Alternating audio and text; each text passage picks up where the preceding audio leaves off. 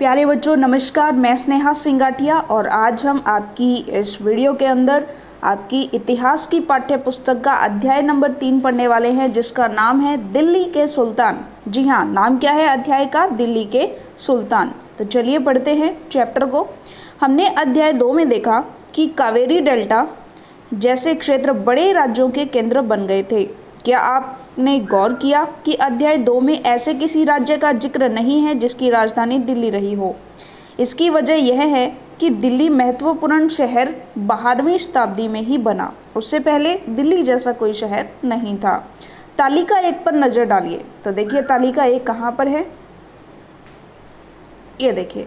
ठीक है, इस तरीके से ये एक तालिका है, यानी कि एक टेबल है, जहाँ पर सबसे पहले राजपूत वंश, जिसमें तोमर जो कि आरंभिक 12वीं शताब्दी से 1165, अनंगपाल 1130 से 1145 में रहे, चौहानों का 1165 से 1192 तक चला शासन, जिसमें पृथ्वीराज चौहान का जो इम्पोर्टेंट महत्वपूर्ण शासक है उनका कार्यकाल भी यहाँ पर दिया गया है। प्रारंभिक तुर्की शासक थे जो 1206 से 1290 तक रहे, जिसमें कुतुबुद्दीन ऐबक, शमसुद्दीन इल्तुतमिश, रजिया, गयासुद्दीन बलबन, इन सब के जो कार्यकाल हैं वो भी दिए गए हैं। यहाँ पर इल्तुतमिश का मकबरा जो इमारत है उसका चित्र भी दिया गया है। आगे देखिएगा क्या कहता है ये। यहाँ पर देखिए अलाई दरवाज़ा नाम का एक चित्र भी दिया गया है और दिल्ली के सुल्तान जो फिरोज शाह तुगलक का मकबरा है उसका चित्र भी यहाँ पर दिया गया है। इन सभी के जैसे जलालुद्दीन खलजी, अलाउद्दीन खलजी, गयासुद्दीन तुगलक, मोहम्मद तुगलक, फिरोज शाह तुगलक, फिर उसके बाद सैयद वंश में खिज्र खान, लोदी वंश में बहलोल लोदी। तो इन सभी का जो कार्यकाल है, मतलब जो इनका टाइम पीरियड है, वो सब यहाँ पर दिया गया है। तो चलिए बच्चों, तालिका 1 हमने देख ली है, अब वहाँ से पढ़ना हम शुरू करते हैं। तालिका 1 पर नज़र डालिए, जो कि हमने डाल ली है। पहल तोमर राजपूतों के काल में दिल्ली किस साम्राज्य की राजधानी थी? 12वीं शताब्दी के मध्य में तोमरों को अजमेर के चौहानों, जिन्हें चहामान नाम से भी जाना जाता है, ने परास्त किया। तोमरों और चौहानों के राज्यकाल में ही दिल्ली वाणिज्य का एक महत्वपूर्ण केंद्र बन गया। इस शहर में बहुत सारे समृद्धशाली जैन व्यापारी रहते थे, जिन्होंने अनेक मंदिरों का निर्माण करवाया। यहाँ दहलीवाल कहे जाने वाले सिक्के भी ढाले जाते थे, जो काफ़ी प्रचलन में थे। 13वीं शताब्दी के आरंभ में दिल्ली सल्तनत की स्थापना हुई और इसके साथ दिल्ली एक ऐसी राजधानी में बदल गई जिसका नियंत्रण इस उपमहाद्वीप के बहुत बड़े क्षेत्र पर फैला था। तालिका 1 पर फिर से नज़र डालिए और उन 5 वंशों की पहचान कीजिए जिनसे मिलकर दिल्ली की सल्तनत बनी। तो अभी हम उन 5 जो वंश है उनकी पहचान भी करेंगे। जिस इलाके को हम आज दिल्ली के नाम से जानते हैं, वहाँ इन सुल्तानों ने अनेक नगर बसाए। मानचित्र 1 में देखकर दिल्ली, कोहना, सिरी और जहाँपनाह को पहचानिए। तो यहाँ पर देखिए ये जहाँपनाह नामक नगर, ये दिल्ली, कोहना, ये सिरी, तो ये जो नगर हैं ये दिल्ली के अंदर नगर हैं। चलिए आगे देखते हैं। जो तालिका 1 है इसके अंदर देखिए सबसे पहले 5 वंश हमें पता लगाने हैं। सबसे पहले राजपूत वंश, उसके बाद देखिए यहाँ पर खलजी वंश, तुगलक वंश और उसके बाद सैयद वंश और लोदी वंश। तो ये सारे 5 वंश थे। चलिए आगे बढ़ते हैं अध्याय को। तो दिल्ली के सुल्तानों के बारे में जानकारी कैसे, यानी हमें कैसे पता चला? आज हम इस पाठ्यपुस्तक के अंदर पढ़ रहे हैं, लेकिन पाठ्यपुस्तक जिन्होंने लिखी उन्हें भी कैसे पता चला? तो ये जानकारी हमें कहाँ से और कैसे मिलती है उसके बारे में हम यहाँ पर जानेंगे।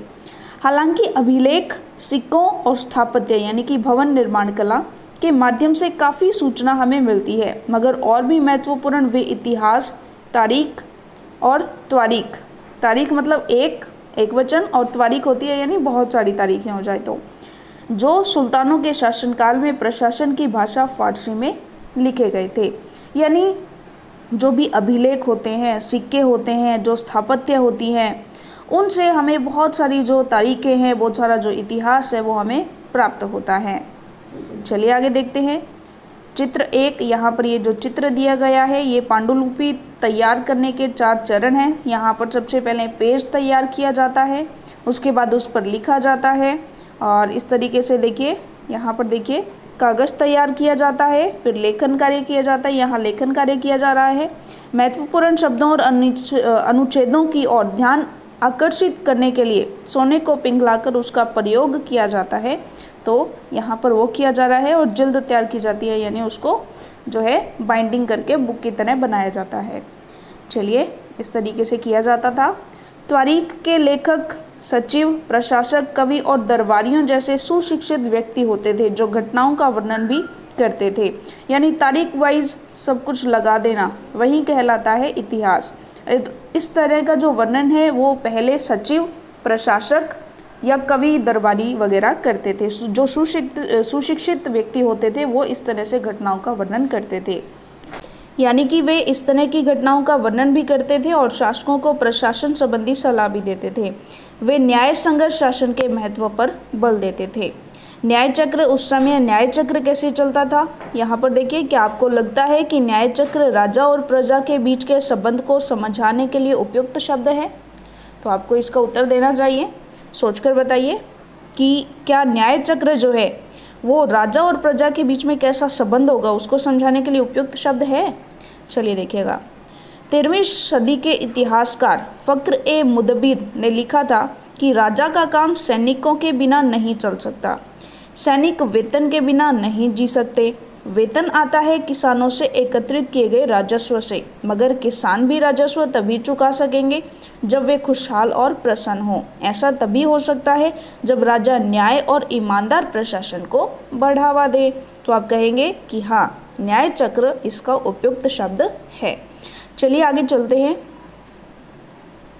ये कुछ और बातें ध्यान में रखें कि तारीख के लेखक नगरों में, विशेषकर दिल्ली में रहते थे, गांव में शायद ही कभी रहते हों। दूसरा, वे अक्सर अपने इतिहास सुल्तानों के लिए और उनसे ढेर सारे इनाम इकराम पाने की आशा में लिखा करते थे। ये लेखक अक्सर शासकों को जन्मसिद्ध अधिकार और लिंग भेद पर आधारित आदर्श समाज व्यवस्था बनाए रखने की सलाह देते थे। उनके विचारों से सारे लोग सहमत नहीं होते थे। अब जन्मसिद्ध अधिकार क्या होता है? जन्म के आधार पर विशेषाधिकार का दावा। उदाहरण के लिए, लोग मानते थे कि कुलीन व्यक्तियों को कुछ खास परिवारों में जन्म लेने के कारण शासन करने का अधिकार विरासत में मिलता है। और लिंग भेद क्या होता है कि स्त्रियों और पुरुषों के बीच सामाजिक तथा शरीर रचना संबंधी अंतर। आमतौर पर यह तर्क दिया जाता है कि ऐसे अंतर के कारण पुरुष स्त्रियों की तुलना में श्रेष्ठ होते हैं। तो ऐसा ही वहाँ पर चलता था, जन्मसिद्ध अधिकार और लिंग भेद के आधार पर। सन 1236 में सुल्तान इल्तुतमिश की बेटी रजिया सिंहासन पर बैठी। उस युग के इतिहासकार मिनहाज सिराज ने स्वीकार कर लिया या किया है कि वह अपने सभी भाइयों से सबसे अधिक योग्य और सक्षम थी, लेकिन फिर भी वह एक रानी को शासक के रूप में मान्यता नहीं दे पा रहा था क्योंकि वहाँ पर लिंग भेद था। दरबारी जन भी उसके स्वतंत्र रूप से शासन करने की कोशिशों से प्रसन्न नहीं थे। सन 1240 में उसे सिंहासन से हटा दिया गया। चलिए आगे देखते हैं। रजिया के बारे में मिनहाज ए सिराज के क्या विचार थे? मिनहाज ए सिराज का सोचना था कि ईश्वर ने जो आदर्श समाज व्यवस्था बनाई है उसके अनुसार स्त्रियों को पुरुषों के अधीन होना चाहिए और रानी का शासन इस व्यवस्था के विरुद्ध जाता था। इसलिए वह पूछता है कि खुदा की रचना के खाते में उसका ब्यौरा चूंकि मर्दों की सूची में नहीं आता, इसलिए इतनी शानदार खूबियों से भी उसे आखिर हासिल क्या हुआ? रजिया ने अपने अभिलेखों और सिक्कों पर अंकित करवाया कि वह सुल्तान इल्तुतमिश की बेटी थी। आधुनिक आंध्र प्रदेश के वारंगल क्षेत्र में किसी समय काकतीय वंश का राज्य था। उस वंश की रानी रुद्रमा देवी के व्यवहार से रजिया का व्यवहार बिल्कुल विपरीत था। रुद्रमा देवी ने अपने अभिलेखों में अपना नाम पुरुषों जैसा लिखवाकर अपने पुरुष होने का भ्रम पैदा किया था। एक और महिला शासक थी कश्मीर की रानी दिद्दा। उनका नाम दीदी, बड़ी बहन से निकला है। जाहिर है कि प्रजा ने अपने प्रिय रानी को यह स्नेह भरा संबोधन दिया होगा। चलिए आगे देखते हैं। दिल्ली सल्तनत का विस्तार, गैरिसन शहर से साम्राज्य तक। चलिए देखते हैं कि दिल्ली शहर का सल्तनत का विस्तार कहाँ तक था। तो यहाँ पर यह मानचित्र 2 है जहाँ पर शमसुद्दीन इल्तुतमिश द्वारा जीते गए प्रमुख शहर दिखाए गए हैं भारतवर्ष के अंदर। देखिए ये इस तरीके से गुजरात वाला हिस्सा है, इस तरीके से आप पहचान कर पा रहे होंगे। इसमें यहाँ देखिए लाहौर है, यहाँ अजमेर है जो कि राजस्थान में है, और यहाँ पर दिल्ली है। यहाँ पर रणथंभौर, चलिए ये अवध है, चलिए ये बनारस, ये गोमती नदी, गंगा नदी, यमुना नदी, यहाँ पर कुछ नदियाँ दिखाई गई हैं। यहाँ पर मुख्य जो सिंधु नदी है उसकी सभी जो सहायक नदियाँ हैं, देखिए इस तरीके से ये सब नदियाँ दिखाई गई हैं। तो मानचित्र आपने अच्छे से देख लिया। चलिए आगे देखते हैं। 13वीं शताब्दी के आरंभिक वर्षों में दिल्ली के सुल्तानों का शासन गैरिसनों यानी कि रक्षक सैनिकों की टुकड़ियों के निवास के लिए बने मजबूत किलेबंद शहरों से परे शायद ही कभी फैला हो। शहरों से संबंध लेकिन उनसे दूर भीतरी प्रदेशों पर उनका नियंत्रण न के बराबर था, और इसलिए उन्हें आवश्यक सामग्री, रसद आदि के लिए व्यापार, कर या लूटमार पर ही निर्भर रहना पड़ता था। भीतरी प्रदेश क्या होते हैं, यानी किसी शहर या बंदरगाह के आसपास के इलाके जो उस शहर के लिए वस्तुओं और सेवाओं की पूर्ति करें। और गैरिसन शहर क्या होते हैं, किलेबंद बसाव, यानी जहाँ सैनिक रहते हैं। चलिए आगे देखते हैं। दिल्ली से सुदूर बंगाल, दिल्ली से सुदूर यानी दूर, बंगाल और सिंध के गैरिसन शहरों का नियंत्रण बहुत ही कठिन था। बगावत युद्ध आदि, देखिए बगावत युद्ध, यहाँ तक कि खराब मौसम से भी उनके संपर्क के नाजुक सूत्र छिन्न भिन्न हो जाते थे, यानी बिखर जाते थे। शासन को अफगानिस्तान से आने वाले हमलावरों और उन सूबेदारों से बराबर चुनौती मिलती रहती थी जो जरा सी कमजोरी का आभास मिलते ही विद्रोह का झंडा खड़ा कर देते थे। इन चुनौतियों के चलते सल्तनत बड़ी मुश्किल से किसी तरह अपने आप को बचाए हुए थी। इसका संस्थापन गयासुद्दीन बलबन के शासक काल से हुआ और इसका विस्तार अलाउद्दीन खिलजी और मोहम्मद तुगलक के राज्यकाल में हुआ, यानी विस्तार जो है दिल्ली का इस शासनकाल में हुआ। सल्तनत की भीतरी सीमाओं में जो अभियान चले उनका लक्ष्य था गैरिसन शहरों की पृष्ठभूमि में स्थित भीतरी क्षेत्रों की स्थिति को मजबूत करना। इन अभियानों के दौरान गंगा यमुना के दोआब से जंगलों को साफ कर दिया गया और शिकारी संग्राहकों और चरावाहों को उनके पर्यावास से खदेड़ दिया गया। वह जमीन किसानों को दे दी गई और कृषि कार्य को प्रोत्साहन दिया गया। व्यापार मार्गों की सुरक्षा और क्षेत्रीय व्यापार की उन्नति की खातिर नए किले, गैरिसन शहर और शहर बसाए गए। दूसरा विस्तार सल्तनत की बाहरी सीमा पर हुआ। अलाउद्दीन खिलजी के शासनकाल में दक्षिण भारत को लक्ष्य करके सैनिक अभियान शुरू हुए। देखिए मानचित्र 3 भी अभी हम देखेंगे, और ये अभियान मोहम्मद तुगलक के समय में अपनी चरम सीमा पर पहुंचे। इन अभियानों में सल्तनत की सेनाओं ने हाथी, घोड़े, गुलाम और मूल्यवान धातुएं अपने कब्जे में ले ली। दिल्ली सल्तनत की सेनाओं की शुरुआत अपेक्षाकृत कमजोर थी, मगर 150 वर्ष बाद मोहम्मद तुगलक के राज्यकाल के अंत तक इस उपमहाद्वीप का एक विशाल क्षेत्र इसके युद्ध अभियान के अंतर्गत आ चुका था। इसने शत्रुओं की सेनाओं को परास्त किया और शहरों पर कब्जा किया। इसके सूबेदार और प्रशासक मुकदमों के फैसले सुनाते थे और साथ ही किसानों से कर वसूल करते थे, लेकिन इतने विशाल क्षेत्र पर उनका नियंत्रण किस सीमा तक और कितना प्रभावी था। तो देखिए यहाँ पर कि किस तरीके से दिल्ली से यहाँ रणथंभौर साइड इधर इस तरीके से ये जा रहे थे, आगे से आगे सैनिक अभियान इनके चलाए जा रहे थे। चलिए, तो ये जो निशान है ये सारे सैनिक अभियान हैं जो कि दक्षिण भारत की ओर हैं। उसके बाद देखिए ये जो चित्र 2 है, 12वीं शताब्दी के आखिरी दशक में बनी कुव्वत अल इस्लाम मस्जिद तथा उसकी मीनारें, उनका चित्र यहाँ पर दिखाया गया है। चलिए इसको, यह जामा मस्जिद दिल्ली के सुल्तानों द्वारा बनाए गए सबसे पहले शहर में स्थित है। इतिहास में इस शहर को दहलीए कहना यानी पुराना शहर कहा गया है। इस मस्जिद का इल्तुतमिश और अलाउद्दीन खिलजी ने और विस्तार किया और मीनार 3 सुल्तानों कुतुबुद्दीन ऐबक, इल्तुतमिश और फिरोज शाह तुगलक द्वारा बनवाई गई थी। मस्जिद क्या होता है, देखिए यहाँ पर एक और चित्र दिया गया है, यह है बेगमपुरी मस्जिद का। यह मोहम्मद तुगलक के राज्यकाल में दिल्ली में उसकी नई राजधानी जहांपना यानी विश्व की शरणास्थली का जिसे कहा जाता है कि मुख्य मस्जिद के तौर पर बनाई गई थी। ठीक है, मानचित्र 1 में हमने जहांपना को ढूंढा भी था, देखा भी था। चलिए देखते हैं मस्जिद का अर्थ क्या होता है। यह एक अरबी शब्द है जिसका शाब्दिक अर्थ होता है ऐसा स्थान जहाँ पर मुसलमान अल्लाह की आराधना में सजदा, घुटने या माथा टेक कर करते हैं। जामा मस्जिद वह मस्जिद होती है जहां अनेक मुसलमान एकत्र होकर साथ साथ नमाज पढ़ते हैं। नमाज की रस्म के लिए सारे नमाजियों में से सबसे अधिक सम्मानीय और विद्वान पुरुष को इमाम यानी नेता के रूप में चुना जाता है। इमाम शुक्रवार की नमाज के दौरान धर्मोपदेश यानी खुतबा भी देता है। नमाज के दौरान मुसलमान मक्का की तरफ मुंह करके खड़े होते हैं। भारत में मक्का पश्चिम की ओर पड़ता है। मक्का की ओर की दिशा को किबला कहा जाता है। तो देखिए कितना महत्वपूर्ण ज्ञान है ये। चलिए आगे देखते हैं। दिल्ली के सुल्तानों ने सारे उपमहाद्वीप के अनेक शहरों में मस्जिदें बनवाई। इससे उनके मुसलमान और इस्लाम के रक्षक होने के दावे को बल मिलता है। यहाँ पर मोट की मस्जिद जो कि सिकंदर लोदी के शासनकाल में यह उसके मंत्री द्वारा बनवाई गई। देखिए यहाँ पर चित्र को अच्छे से देखिएगा। समान आचार संहिता और आस्था का पालन करने वाले श्रद्धालुओं के परस्पर एक समुदाय से जुड़े होने का बोध उत्पन्न करने में भी मस्जिदें सहायक थीं। एक समुदाय का अंग होने के बोध को प्रबल करना जरूरी था क्योंकि मुसलमान अनेक भिन्न भिन्न प्रकार की पृष्ठभूमियों से आते थे। देखिए यहाँ पर जमाली कलामी की मस्जिद, यह है जमाली कमाली की मस्जिद। 1520 के दशक के आखिरी दिनों में इसको निर्मित किया गया था। आगे देखिएगा। खलजी और तुगलक वंश के अंतर्गत प्रशासन और समेकन।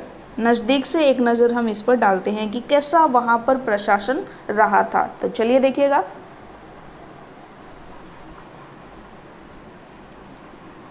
दिल्ली सल्तनत जैसे विशाल साम्राज्य के समेकन के लिए विश्व स्तरीय सूबेदारों और प्रशासकों की ज़रूरत थी।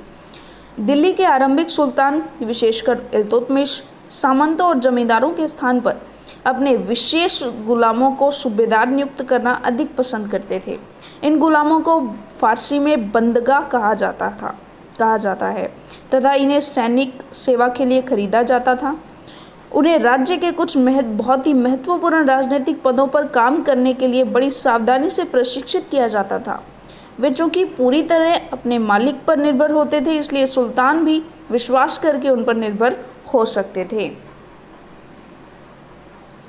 बेटों से बढ़कर गुलाम। सुल्तानों को सलाह दी जाती थी कि जिस गुलाम को हमने पाला पोसा और आगे बढ़ाया है उसकी हमें देखभाल करनी चाहिए, क्योंकि तकदीर अच्छी हो तभी पूरी ज़िंदगी में कभी कभी ही योग्य और अनुभवी गुलाम मिलता है। बुद्धिमानों का कहना है कि योग्य और अनुभवी गुलाम बेटे से भी बढ़कर होता है। क्या आपको गुलाम को बेटे से बढ़कर मानने का कोई कारण समझ में आता है? चलिए आगे देखिएगा। आश्रित यहाँ पर एक शब्द आया है जिसका अर्थ है जो किसी अन्य व्यक्ति के संरक्षण में रहता हो या फिर उस पर निर्भर रहता हो। तो देखिए पढ़ते हैं आगे। खलजी और तुगलक शासक बंदगा का इस्तेमाल करते रहे और साथ ही अपने पर आश्रित निम्न वर्गों के लोगों को भी ऊंचे राजनीतिक पदों पर बैठाते रहे। ऐसे लोगों को सेनापति और सूबेदार जैसे पद दिए जाते थे, लेकिन इससे राजनीतिक अस्थिरता भी पैदा होने लगी। गुलाम और आश्रित अपने मालिकों और संरक्षकों के प्रति तो वफादार रहते थे, मगर उनके उत्तराधिकारियों के प्रति नहीं। नए सुल्तानों के अपने नौकर होते थे। फलस्वरूप किसी नए शासक के सिंहासन पर बैठते ही प्राय नए और पुराने सरदारों के बीच टकराहट जो है वो शुरू हो जाती थी। सुल्तानों द्वारा निचले तबके के लोगों को संरक्षण दिए जाने के कारण उच्च वर्ग के कई लोगों को गहरा धक्का भी लगता था और फारसी तारीख के लेखकों ने निचले खानदान के लोगों को ऊंचे पदों पर बैठाने के लिए दिल्ली के सुल्तानों की आलोचना भी की है। आगे देखिए। सुल्तान मोहम्मद तुगलक के अधिकारी जन।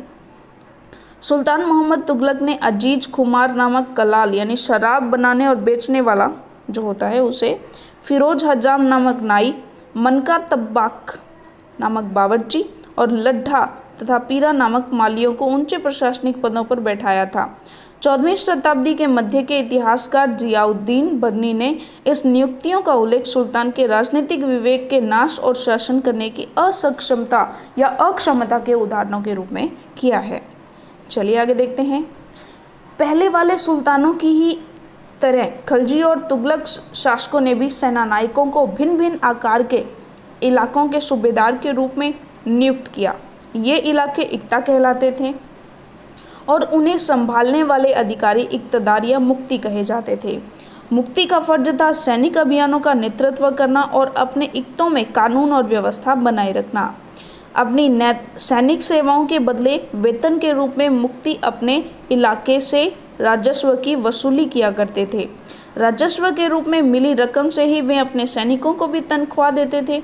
मुक्ति लोगों पर काबू रखने का सबसे प्रभावी तरीका यह था कि उनका पद वंश परंपरा से न चले और उन्हें कोई भी इक्ता थोड़े थोड़े समय के लिए ही मिले, जिसके बाद उनका स्थानांतरण कर दिया जाए।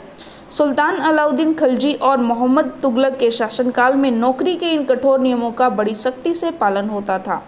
मुक्ति लोगों द्वारा एकत्रित किए गए राजस्व की रकम का हिसाब लेने के लिए राज्य द्वारा लेखा अधिकारी नियुक्त किए जाते थे। इस बात का ध्यान रखा जाता था कि मुक्ति राज्य द्वारा निर्धारित कर ही वसूले और तय संख्या के अनुसार ही सैनिक रखे। जब दिल्ली के सुल्तान शहरों से दूर आंतरिक इलाकों को भी अपने अधिकार में ले आए तो उन्होंने भूमि के स्वामी सामंतों और अमीर जमींदारों को भी अपनी सत्ता के आगे झुकने को बाध्य कर दिया। अलाउद्दीन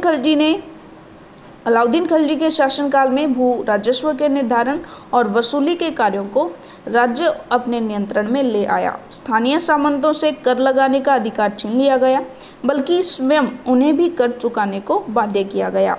सुल्तान के प्रशासकों ने जमीन की पैमाइश की और इसका हिसाब बड़ी सावधानी से रखा। कुछ पुराने सामंत और जमींदार राजस्व के निर्धारण और वसूली अधिकारी के रूप में सल्तनत की नौकरी करने लगे।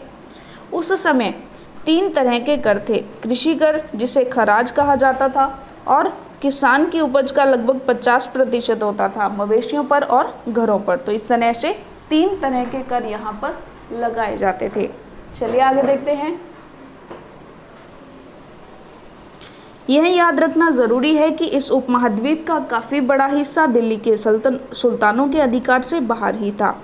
दिल्ली से बंगाल जैसे सुदूर प्रांतों का नियंत्रण कठिन था और दक्षिण भारत की विजय के तुरंत बाद ही वह पूरा क्षेत्र फिर से स्वतंत्र हो गया था। जहां तक कि गंगा के मैदानी इलाकों में भी घने जंगलों वाले ऐसे क्षेत्र थे जिनमें बैठने में सुल्तान की सेनाएं अक्षम थी।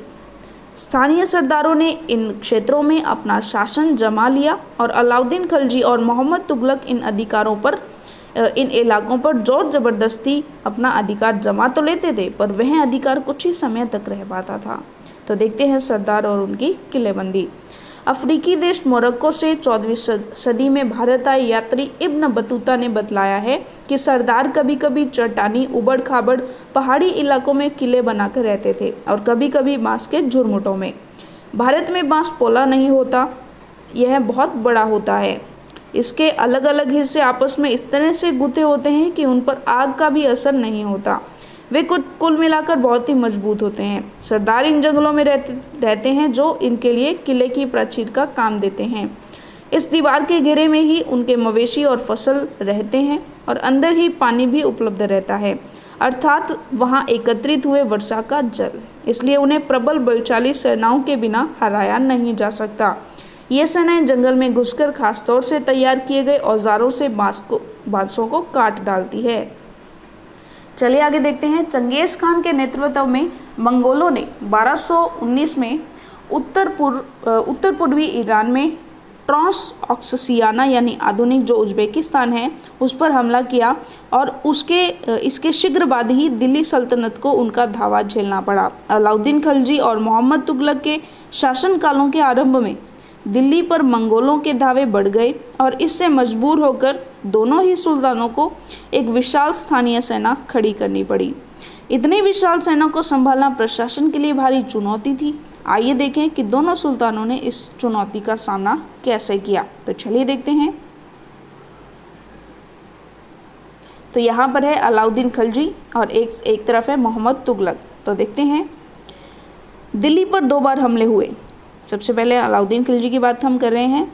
1299 1300 में और 1302 से 1303 में इनका सामना करने के लिए अलाउद्दीन खिलजी ने एक विशाल स्थायी सेना खड़ी की।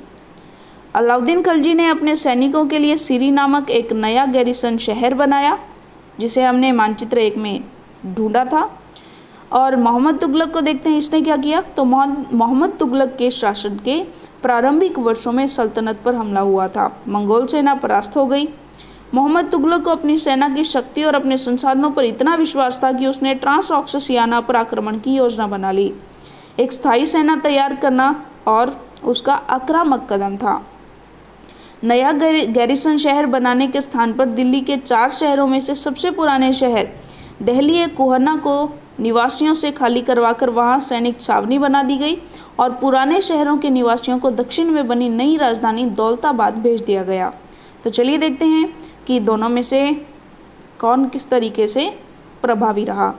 सैनिकों के पेट भरने की समस्या को गंगा यमुना के बीच की भूमि में कर के रूप में खेती की पैदावार इकट्ठी करके हल किया गया और किसानों की पैदावार पर 50% हिस्सा कर के तौर पर तय किया गया था। सैनिकों को वेतन भी देना होता था, तो अलाउद्दीन ने सैनिकों को इक्ता के स्थान पर नगद वेतन देना तय किया। सैनिक अपना आवश्यक सामान दिल्ली के व्यापारियों से खरीदते थे और यह आशंका थी कि व्यापारी अपनी चीज़ों की कीमतें बढ़ा देंगे। इसे रोकने के लिए अलाउद्दीन ने दिल्ली में चीज़ों की कीमतों पर नियंत्रण लागू कर दिया। अफसर बड़ी सावधानी से कीमतों का सर्वेक्षण करते थे और जो व्यापारी निश्चित दरों का उल्लंघन करते थे उन्हें सजा मिलती थी। इधर देखते हैं मोहम्मद तुगलक के बारे में।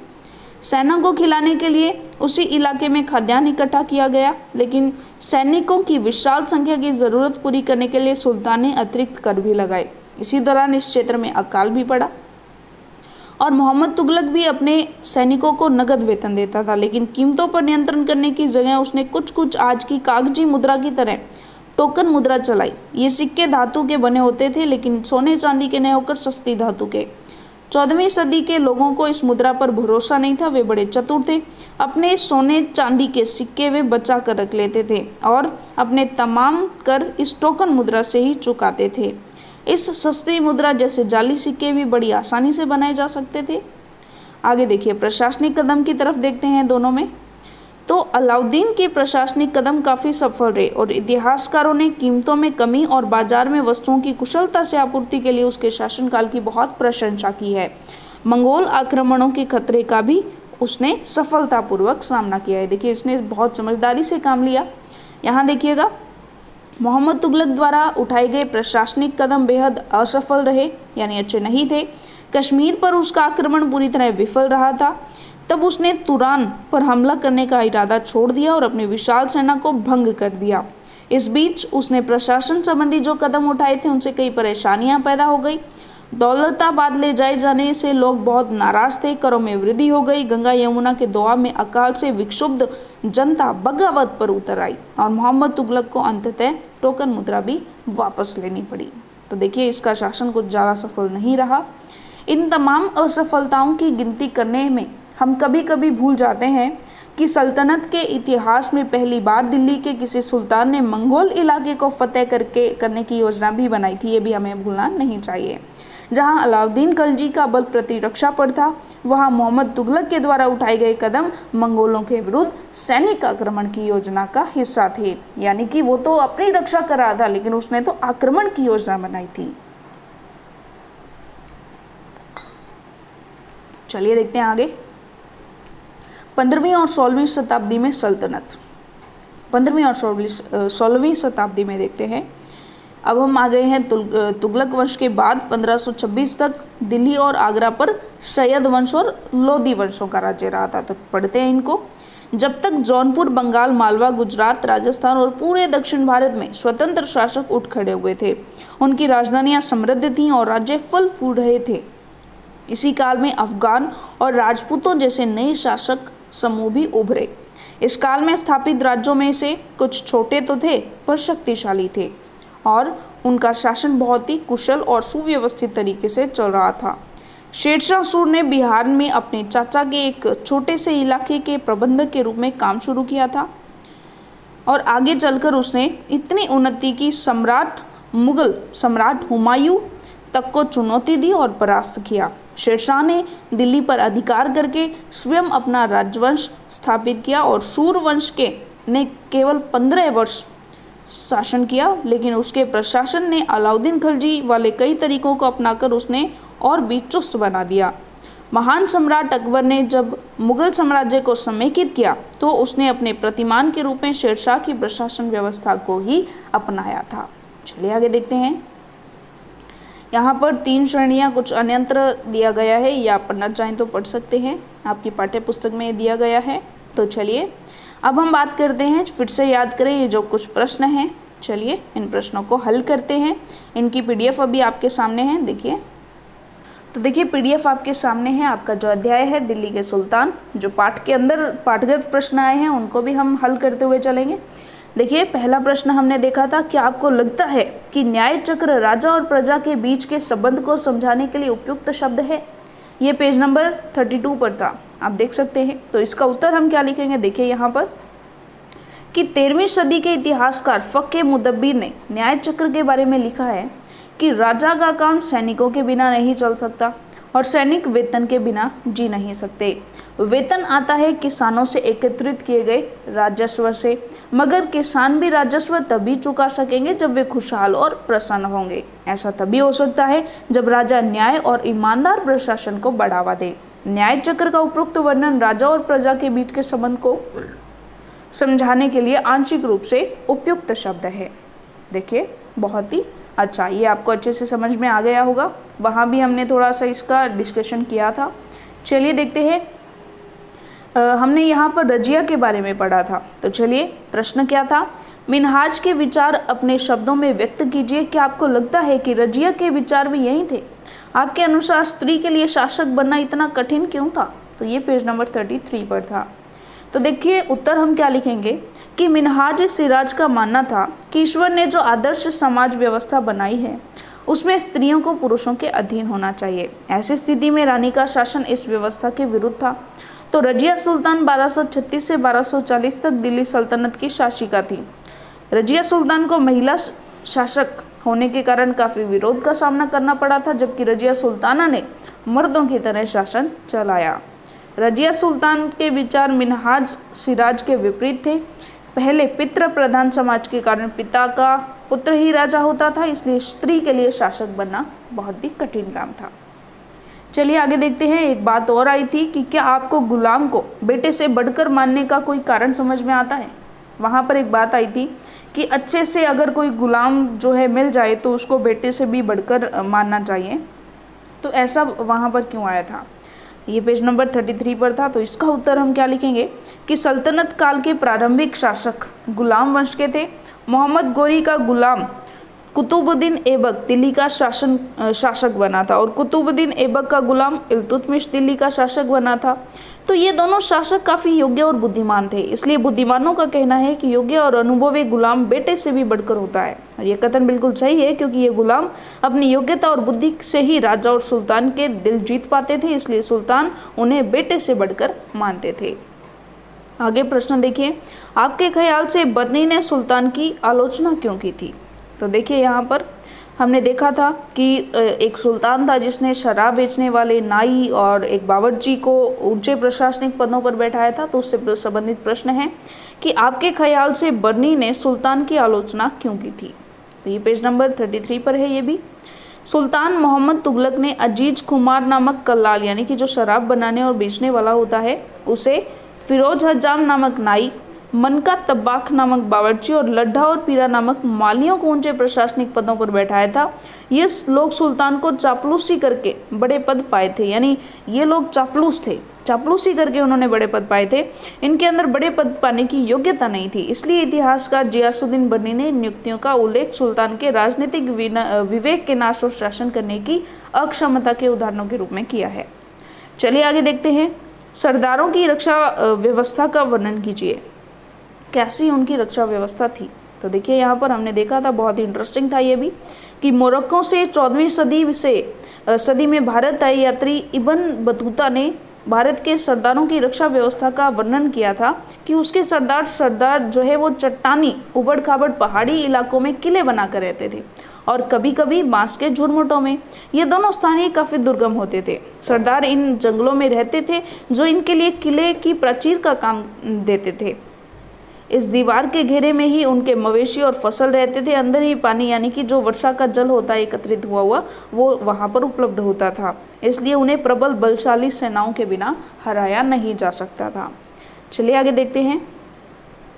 अब है हमारे पाठ्य पुस्तक के प्रश्न, फिर से याद करें।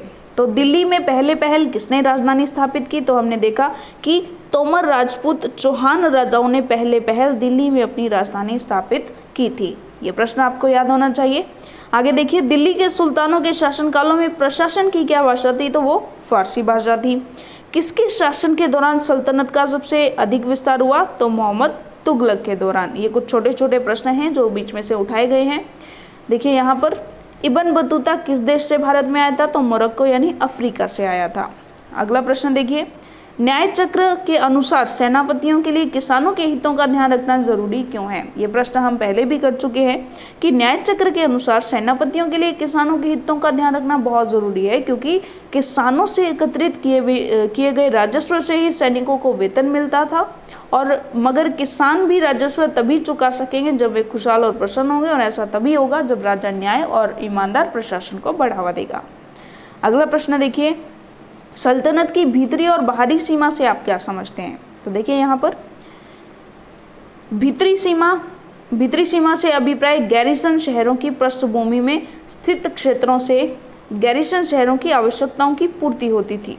यानी भीतरी सीमा का मतलब होता है कि गैरिसन शहर जो होते हैं उनके लिए आवश्यकताओं की पूर्ति करने वाले जो क्षेत्र होते हैं। बाहरी सीमा गैरिसन शहरों की पृष्ठभूमि से सुदूरवर्ती क्षेत्रों को बाहरी सीमा कहा जाता था। चलिए आगे देखते हैं, मुक्ति अपने अपने कर्तव्यों का पालन करे, यह सुनिश्चित करने के लिए कौन कौन से कदम उठाए गए थे? आपके विचार से सुल्तान के आदेशों का उल्लंघन करना चाहने के पीछे उनके क्या कारण हो सकते थे? तो देखते हैं, मुक्ति अपने कर्तव्य का पालन करे, यह सुनिश्चित करने के लिए निम्नलिखित कदम उठाए गए। कौन कौन से? कि उनकी नियुक्ति वंश परंपरा के आधार पर नहीं की जा सकती थी, उन्हें कोई भी इक्ता थोड़े समय के लिए नहीं दिया जाता था, थोड़े समय के लिए ही दिया जाता था। मुक्ति लोगों का समय समय पर स्थानांतरण कर दिया जाता था। मुक्ति लोगों द्वारा एकत्रित किए गए राजस्व की रकम का हिसाब लेने के लिए राज्य द्वारा एक लेखा अधिकारी भी नियुक्त किया जाता था। इस बात का ध्यान रखा जाता था कि मुक्ति राज्य द्वारा निर्धारित कर ही वसूले और तय संख्या के अनुसार ही सैनिक रखे। आगे देखिए, अगला प्रश्न है, दिल्ली सल्तनत पर मंगोल आक्रमणों का क्या प्रभाव पड़ा? तो देखिए यहाँ पर, दिल्ली सल्तनत पर मंगोल आक्रमणों का निम्न प्रभाव पड़ा। मंगोल आक्रमणों से मजबूर होकर अलाउद्दीन खिलजी और मोहम्मद तुगलक को एक विशाल सेना खड़ी करनी पड़ी। अलाउद्दीन खिलजी ने सैनिकों को इक्ता के स्थान पर नगद वेतन देना तय किया। मोहम्मद बिन तुगलक ने दिल्ली के पुराने शहर के निवासियों को नई राजधानी दौलताबाद भेज दिया और इस इलाके में बड़ी सैनिक छावनी बना दी गई। अलाउद्दीन खिलजी ने जनता पर और अधिक कर लगाए और मोहम्मद तुगलक ने तांबे के नए सिक्के चलवाए थे। आगे देखिए, अगला प्रश्न है, क्या आपकी समझ में तारीख के लेखक आम जनता के जीवन के बारे में कोई जानकारी देते हैं? तो हमने ये भी पढ़ा था कि ऐसे जो लोग हैं जो तारीख के लेखक होते हैं वो आम जनता के जीवन के बारे में कोई भी जानकारी नहीं देते हैं। क्यों नहीं देते हैं? तो देखिए यहाँ पर, तारीख के लेखक सचिव, प्रशासक, कवि और दरबारियों जैसे सुशिक्षित व्यक्ति होते थे जो घटनाओं का वर्णन भी करते थे और शासकों को प्रशासन संबंधी सलाह देते थे। वे न्याय संगत शासन के महत्व पर बल देते थे। तारीख के लेखक नगरों में रहते थे, गांव में शायद ही कभी रहते हों, और वे अक्सर अपने इतिहास सुल्तानों के लिए उनके ढेर सारे इनाम इकरार पाने की आशा में ही लिखा करते थे। तो आम आदमी उनको इस तरह के इनाम नहीं दे पाएगा तो वो आम आदमियों के बारे में नहीं लिखेंगे। अगला प्रश्न देखिएगा, दिल्ली सल्तनत के इतिहास में रजिया सुल्तान अपने ढंग की एक ही थी। क्या आपको लगता है कि आज महिला नेताओं को ज़्यादा आसानी से स्वीकार किया जाता है?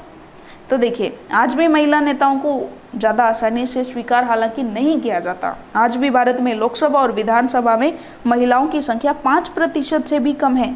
ये अलग बात है कि सल्तनत काल की अपेक्षा वर्तमान में महिला नेताओं को ज़्यादा आसानी से स्वीकार किया जाता है।